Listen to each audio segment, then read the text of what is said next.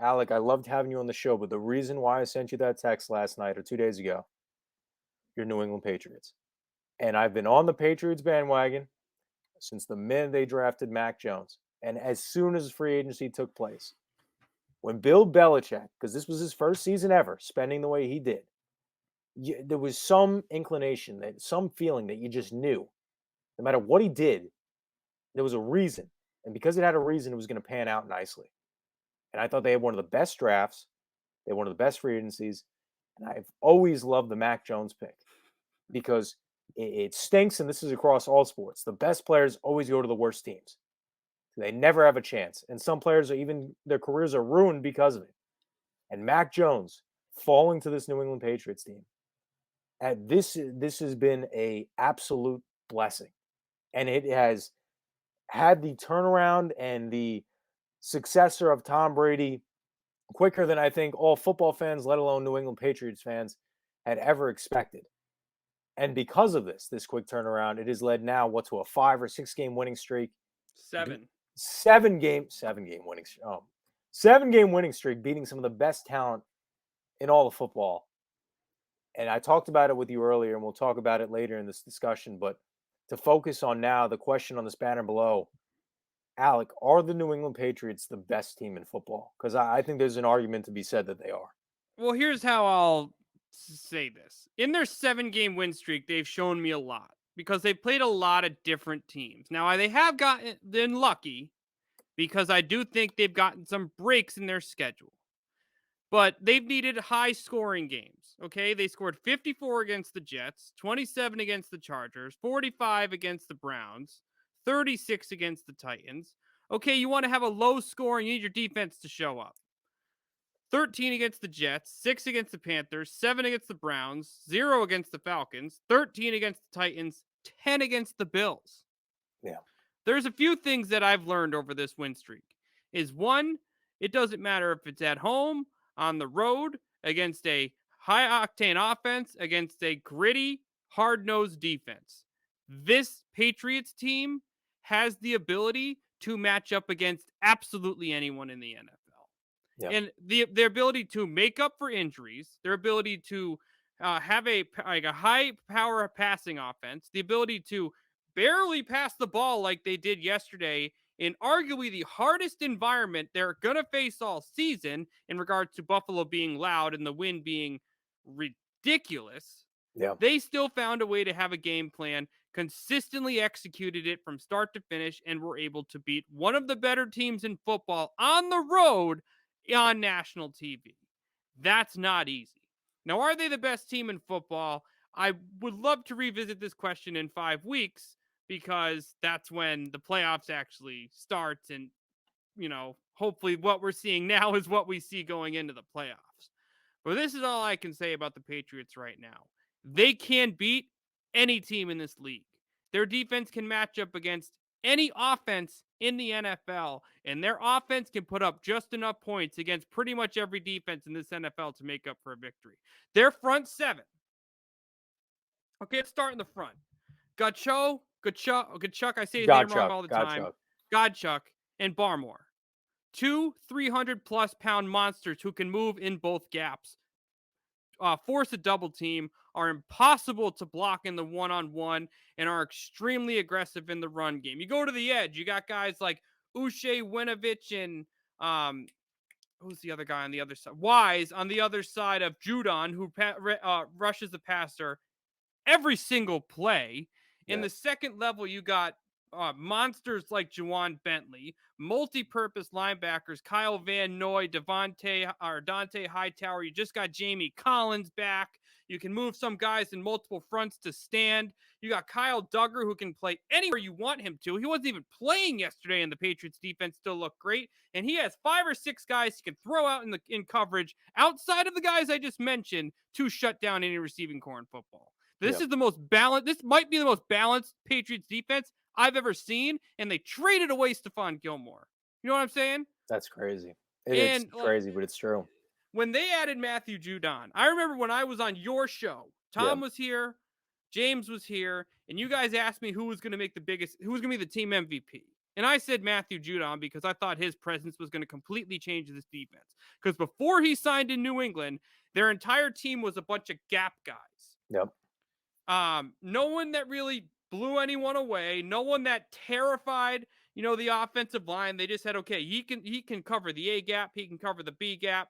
Juwan Bentley was, they all had their own spot, but they didn't have a game changer. Then they got their game changer. Then they drafted their hard-nosed interior presence in Christian Barmore, and it's completely changed this defense. Everyone has to focus on Judon. When you're in one-on-one situations with the two guys in the middle, they're not getting stopped right now. When everyone else is focused on the other side, you have a secondary pass rusher who's been getting sacks because the Patriots as a team, I think, are fourth in the league, and Judon has about a third of the sacks in general. When the quarterback steps up, the two men in the middle move forward. When you are playing hard on the run, like Buffalo tried to yesterday, Juwan Bentley, you can't run him over unless it's like Derrick Henry, who unfortunately is injured right now. Yeah. That doesn't happen. Kyle Van Noy has looked rock solid as a secondary tackler. Same with Dante Hightower, who Zach Moss got him a little bit yesterday. Not going to lie. He's not easy to tackle to begin with. Then again, I don't know many tacklers outside of Bobby Wagner who can be shut down in one-on-one situations for a full 60-minute football game. But they are playing so well as a team right now defensively. I mean, the fact that any quarterback in the NFL could have played in Mac Jones, and this is no discredit to Mac Jones because I'm a huge Mac Jones guy. You know it. All your listeners here know it. But any QB in the NFL could have played QB yesterday for the Patriots and won. And this is what I don't understand about the Bills. One, Sean McVay got embarrassingly outcoached in the second half. Yeah. Two, when the Patriots had horrendous turnovers and a brutal special teams mistake, two brutal special teams mistake, because the special teams mistake, or as what I referred to earlier, with the Bailey punt and the N'Keal Harry were bounced off the front of his head and they got the ball. Yeah. That led to a touchdown by Gabriel Davis. So that was their one touchdown. What happened the second time? Wasn't there a fumble? I think when Bailey botched the punt. And then we got the ball back. And that's when Damian Harris then scored. Yes. So the Bills, I mean, they maximized one of them at least, but they had a lot of opportunity to do something against this Patriots team and simply could not. Yeah. And, third and goal, fourth and goal, the Patriots played spectacular defense. They had a couple sacks on third down that made Josh Allen's life miserable. J.C. Jackson was pretty much glue on Stephon Diggs outside of that disgusting catch on the sidelines that he had with the double toe drag to go out of bounds on third down. Elite receivers are going to have those catches, but at the end of the day, I think Jackson won that matchup. Emmanuel Sanders had his catches here and there. Dawson Knox lost me like 6 fantasy leagues. I would have won almost all of them, but I'd rather take a Patriots victory than a fantasy victory. So thank you, Dawson, for dropping multiple passes, specifically in the end zone in that game yesterday. So bring it on. Whatever offense you want to put in front of this Patriots team right now, I am 100% confident in what Bill can do with these guys because they've shown week in, week out. The most points they've given up in this 7-game win streak is 24 points to the Chargers in Los Angeles. Now, the Chargers are one of the best offenses in football, but only giving up 24 points or less every single week through 7 games is freaking disgusting. That doesn't happen in today's NFL where we're seeing other teams put way more points up on the board. Yeah. The Patriots are playing nasty defensively. It's awesome to watch. And what I want to talk about a couple more things with this Patriots team because Alec, as my Patriots expert, my Patriots fan, you've covered everything that I've wanted to say, and I think you've perfectly executed it. Because I do believe that they are the best team in football because they look like a well-run oiled machine. Yeah. Like they look unbeatable. I think that this defense, every single year there's a defense that is so special. And when we say, oh, that's the best defense in football, that's the best defense in football, it seems like a revolving door, right? A couple years ago it was Chicago, a couple years ago it was the Rams, then it was Baltimore, then it was whoever, blah, blah, blah. The Patriots, the reason why they were as bad as they were last year, and they weren't even bad, they went 7-9. They had the most COVID opt-outs, most of those guys on the defensive side of the ball, and some of the most horrific injuries to the most meaningful, impactful players to that team, like Cam Newton getting COVID and was never the same after he returned from those 3 games in the beginning of the season, which he looked great. Julian Edelman, so many leg injuries, so many knee injuries that he was forced to retire, and a bunch of other injuries as well to this team, which really held them back. And even as much as it held them back, they went 7-9. Mm-hmm. As a Giants fan, I would love that to be my worst case scenario. I would love that to be my worst case scenario. But now you fast forward to this season. A grade for both the free agency, A grade for the draft. I told you when they drafted Christian Barmore, I love that pick. I thought that was a steal of the draft. I love that pick. And I watched a highlight last week that further solidified that pick. I don't know if you saw it. They had 4 Tennessee offensive linemen just guarding Christian Barmore on a play last week. 4 of them. 4 of them. Unbelievable. Matthew Judon, people said that they didn't like him in a Ravens uniform, that he was overvalued. He was a star because of the amount of talent on that defense. Well, you know what? He was probably the best free agency acquisition of this offseason. I don't know if that's a debate. I could be forgetting somebody, but as far as I'm concerned, having 12 and a half sacks now in the season, I believe a career high, I don't think that there's anybody that's been more impactful as a free agent that's been acquired this past offseason than Matthew Judon. And when you look at their losses this season, because they have 4, they lost the season opener to the Miami Dolphins by 1 point. No biggie. Their second loss came against the New Orleans Saints, who are in disarray right now. That was a bad one. But, in the NFL, you always have at least 1 or 2 games where you say you shouldn't have lost those games, but you wound up doing it. And those other 2 games in which they lost, Alec, they lost to the Dallas Cowboys, who have suffered a lot of COVID stints, have suffered a lot of injuries this year, and they only lost to them, and still are represented as one of the best teams in the NFC. They lost to them by 6 points or 5 points, I believe, 35-29, I believe was the final score. And they lost to the Tampa Bay Buccaneers 19-17 on a game-winning field goal. So if those are your only 4 losses of the season, and you see the wins that they've accumulated, I'm perfectly okay with making the statement of saying that they are the best team in football. Because a lot of those games, I think they should have won. That Miami game could have gone either way, Tampa game either way, and same thing with the Dallas game. Really, with the exception of that Saints game, which I alluded to, the fact that every team has a bad loss that you shouldn't have lost, but they winded up doing so. And again, that was early on in the season too, when Mac Jones was adjusting to the new system. Now you look at them now, and the storyline after today, and which we've all seen the press conference from last night with Micah Hyde and Jordan Poyer, where the reporters ask him, "Are you guys embarrassed by the way you performed?" Because the Patriots just ran the ball the entire night. That's all they had to worry about. They couldn't stop it.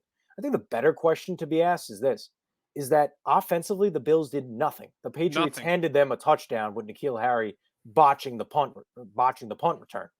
That was it. That was their only touchdown of the night to Gabriel Davis. Otherwise, this team scored 3 points. So forget about what the Patriots did offensively, just running the football. What about what the Bills did offensively? Doing nothing. Because we already know they can't run the football. They don't have a solid running back core. That's been one of their biggest weaknesses. But Josh Allen could get 0 going when he was passing the football. 0. Now, granted, his receivers did drop some passes. Dawson Knox, the infamous scramble, which somehow he got out of the pocket, could have been a touchdown pass, but a little bit of a breakup in the end zone by Adrian Phillips, which another guy you didn't mention. He's been huge in the secondary, along with guys like Devin McCourty and J.C. Jackson. Huge. But that's why I believe they're so good. I mean, the turnaround with Bill Belichick, all these players, and they just seem to have a system where more so on the offensive side of the ball, it's nothing flashy by any stretch of the imagination, but it just works. And we saw blatantly shown on national television, arguably projected to be one of the games of the year based on where we're at this point in time in the season. Yeah. And all they did was run the football, knowing that the Bills were not able to stop them. They couldn't stop one thing all night. That's all they did. And they still couldn't beat the Patriots. And that's why I believe they're as good as they are. I think that's a proving point. And I'm going to say this now. If anybody wins Coach of the Year that's not named Bill Belichick, I think that's incredibly questionable. Yeah, I 100% agree with that. I think Coach of the Year race is over. That game alone, I mean, that the Coach of the Year race is done. Josh McDaniels, the way he game planned, I mean, so simple and yet so amazing the way they were able to execute. And that's why I think they're the best team in football, because I don't think that any other team could have done that. I mean, you talk about any other quarterback could have quarterbacked that team to a victory. No other coach could have coached that team to a victory the way they played a football game. No I one will don't have think the nuts to do it. that's what I'm saying. I don't think anybody would have been able to. I'm watching Bill Belichick in the tunnel before the game, just talking about how great Mac has proven to be. And I thought that Mac Jones was going to be a battle between Josh Allen and Mac Jones. I thought this was going to be a great game, even though I knew the win factor was going to play a huge toll. But 3 passes all night, 1 pass for basically the first 45 minutes of the football game. He only threw it 2 more times on that 3rd and long in the midway through the 4th quarter, and you win a football game playing that way. That's absolutely insane. That's why when I say they're the best team in football, I don't think it's egregious to say that, because they've proven that they could do and win against the greatest competition in the National Football League in one of the hardest stadiums in one of the toughest weather conditions possible with one thing and win the game. Easily win the game. Again, without N'Keal Harry botching that punt, they win this game not only comfortably, but by double digits. Yeah. An 11-point lead they win this game by if N'Keal Harry doesn't botch that punt. I mean, in the AFC, I'll give you this. Yeah. With no Derrick Henry, not afraid of Tennessee. There's only 2 teams in the AFC I'm afraid of. You want to guess them? I would say, hands down, it's got to be the Chiefs. That's one. And I would say, low-key, this is probably not the team, but I would maybe even say the Chargers. Nope. Because the Chargers, they gave you a tough run for your money when they played you. They will not win they won't win on the road. That's true. So if it's not the Chiefs, well, another team other than the Chiefs, I mean, do you still believe in Buffalo being that other team? Nope. They're not who I'm thinking of, but I don't think they're bad. I'm just trying to think right now, because I think that everybody in the AFC North has kind of slid off, unless I don't even know. It can't be the Cincinnati Bengals and it can't be the Ravens, can it? Nope. I think Humphrey is going to I give a lot of credit to the Ravens, because this just proves that Lamar Jackson can do well with the talent around him, with the insane amount of injuries he's had all over the offense. When you have a star corner, they had 2 when the season started, but Humphrey is going to be nearly impossible to make up for. Yeah, in my opinion. But it's not. I'm not thinking talking about Baltimore. I feel like I've listed everything. I think the only team left, and I assume They're this not is in the team you're talking playoffs about. right now. Yeah, I know. It's the Indianapolis Colts. 100%, yes. And explain. See, now this is where my question comes into play. With the exception of Jonathan Taylor, I mean, granted, their defense is also tremendous. They're very good, and I think that they will make you more so of a pass team than the Buffalo Bills did last night. You know, they couldn't stop the rush. That was the game plan. I think that the Colts defense would have a better attack for a Ramondre Stevenson and a Damian Harris and other running backs by committee, because you guys used everybody last night. But what scares you about their offense outside of Jonathan Taylor? Because Carson Wentz, Taylor I mean, is why I am scared of them. just so that much of a factor. He literally carries that offense. Like Carson Wentz doesn't have to do anything. You don't have to tell me. I saw a graphic this morning, Alec. 18 touchdowns the Giants have all year. Jonathan Taylor has 18 touchdowns this year. You don't have to tell me about how scary he is offensively. They're heating up at the right time. Because yes, they lost to Tampa. That was a bad loss. It was kind of a weird game. But it was an unbelievable first half by the Colts, and then Carson Wentz single-handedly lost in the second half. He had like 2 interceptions and a fumble in the second half. I don't fully trust Wentz. I don't think the Colts fully do either. But when you talk about beating this Patriots team, one of their strengths is their ability to control the clock, have long drives that lead to points on the board. I mean, yesterday they didn't put as many points on the board, but they were constantly taking time off the clock. When they play a team that puts them in the disadvantage from a clock management perspective, which Indianapolis absolutely 100% has the chance to do because of Jonathan Taylor, you force Mac Jones out of his comfort zone. He throws way too many passes, and it leads to them not playing to their full potential. Now, that hasn't happened since week 3.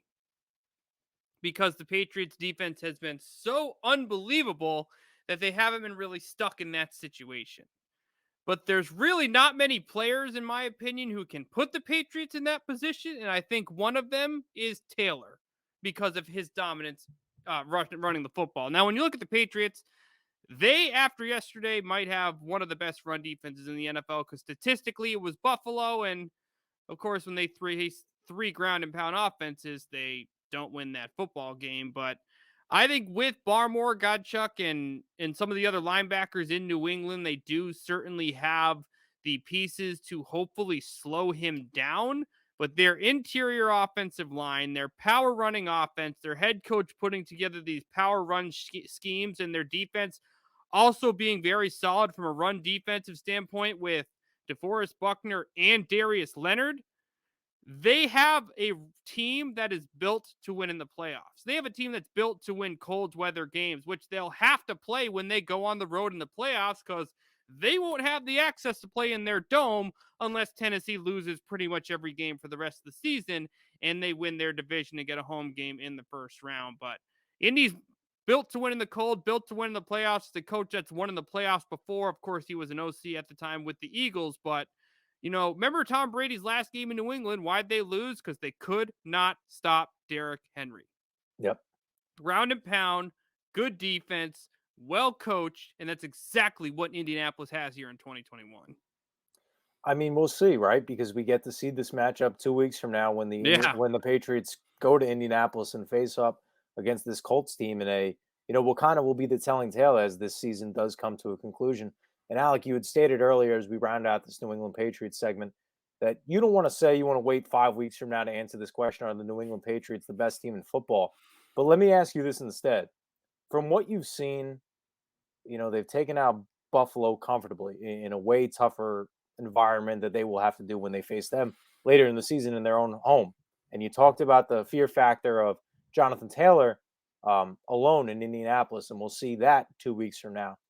But how far, because the Patriots are making the playoffs, how far do you see this team making it in the playoffs? Because people are talking about today, please give me the Tampa Bay versus New England Patriots Super Bowl.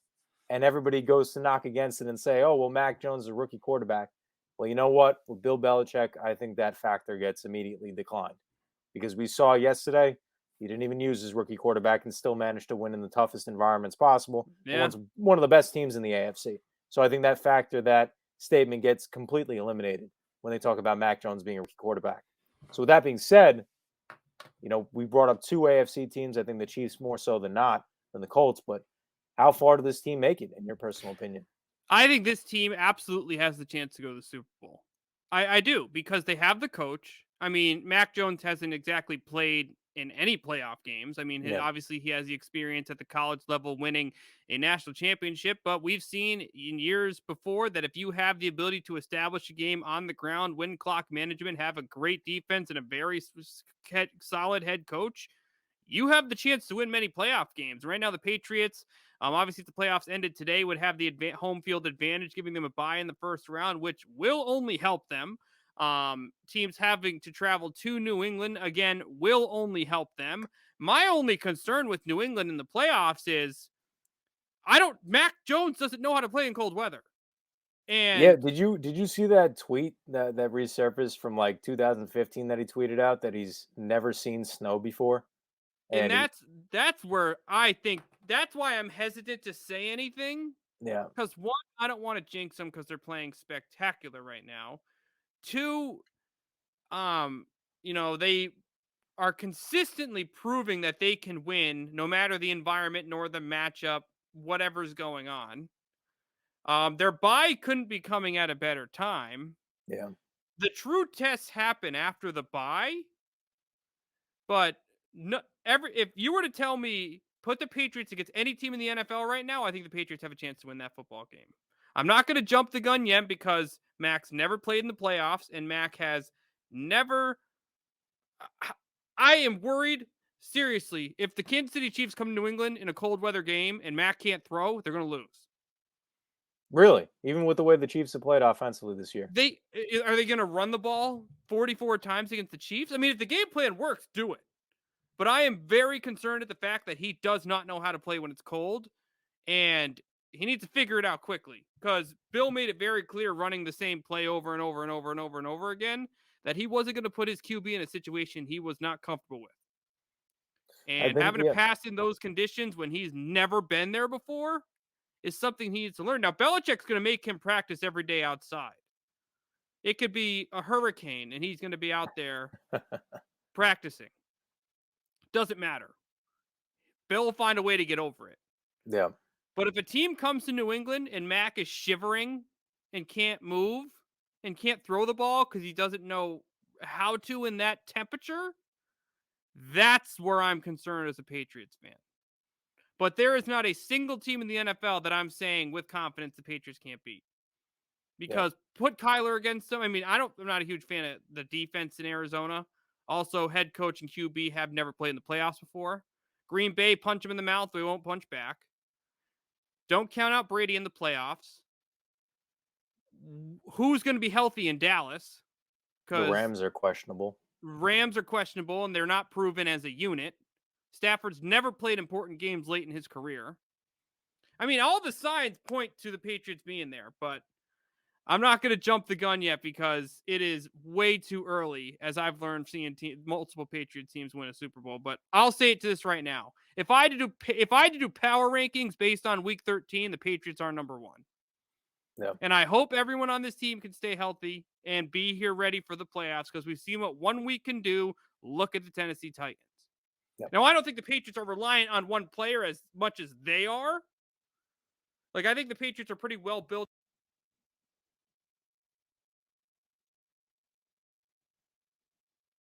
Oh, Alec, you cut out there, man. I think you muted your mic by accident, or you affected your mic a little bit.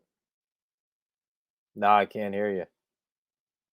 Oh no, Can you hear I me now? could, I could hear you now. Okay, cool.